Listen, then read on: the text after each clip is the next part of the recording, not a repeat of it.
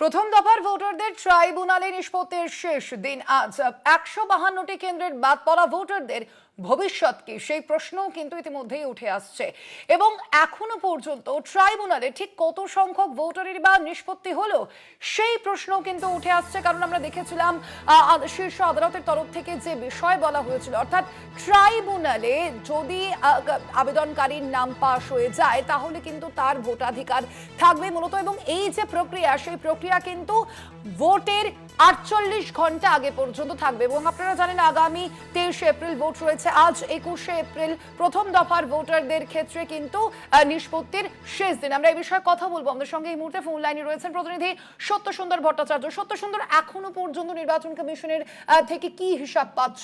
কত মানুষের নাম, কত ভোটারের নাম ট্রাইব্যুনালে নিষ্পত্তি হলো?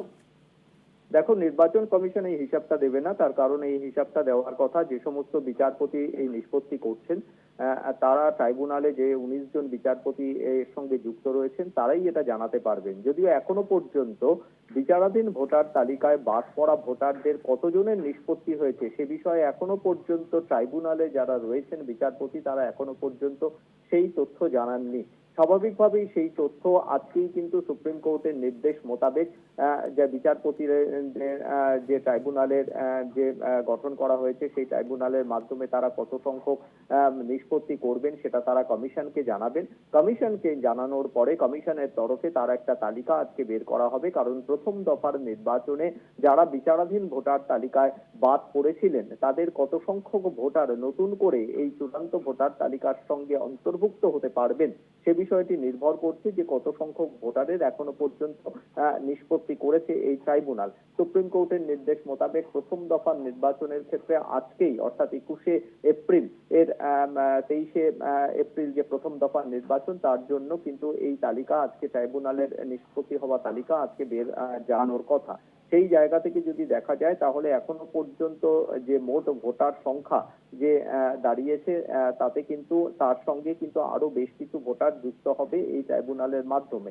তার কারণ গত ৯ এপ্রিল দ্বিতীয় দফার মনোনয়নপত্র জমা দেওয়ার শেষ দিন পর্যন্ত নতুন করে এই ফর্ম ৬ এর মাধ্যমে ৬,৯৬,৮২৪ জন ভোটার তারা অন্তর্ভুক্ত হয়েছিলেন। প্রায় ৭ লক্ষ ভোটার তারা অন্তর্ভুক্ত হয়েছিলেন এবং সেই জায়গা থেকে যেটা দেখা যাচ্ছে যে এসআইআর শুরুর আগে যখন রাজ্যে মোট ভোটার সংখ্যা ছিল ৭,৬৬,০০,০০০ এবং তারপরে দফায় দফায় যে ভোটার সংখ্যা কমেছে সেই সংখ্যাটা হলো ৮৩,৮৬,০০০-এর কিছু বেশি এবং বর্তমানে যে রাজ্যে মোট ভোটার সংখ্যা সেটা ৬,৮২,৫১,০০০-এর কিছু বেশি।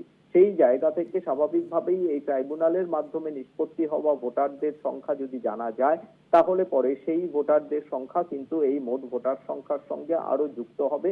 কিন্তু কত সংখ্যক ভোটার বিচারাধীন ভোটার তালিকায় যারা বাদ পড়েছিলেন তারা ট্রাইব্যুনালের মাধ্যমে তাদের নিষ্পত্তি হলো সেই বিষয়টা কিন্তু খুব স্বাভাবিকভাবেই ভোটারদের মধ্যে এখনো পর্যন্ত উৎকণ্ঠা রয়েছে। যেটা জানা যাচ্ছে সুপ্রিম কোর্টের নির্দেশ মোতাবেক আজকে সেই তালিকা কমিশন প্রকাশ করবে। যদিও ট্রাইব্যুনালের তরফে কত সংখ্যক নিষ্পত্তি হয়েছে সেই তথ্য কিন্তু এখনো অজানাই রয়ে গিয়েছে। ধন্যবাদ তোমায় সত্যসুন্দর।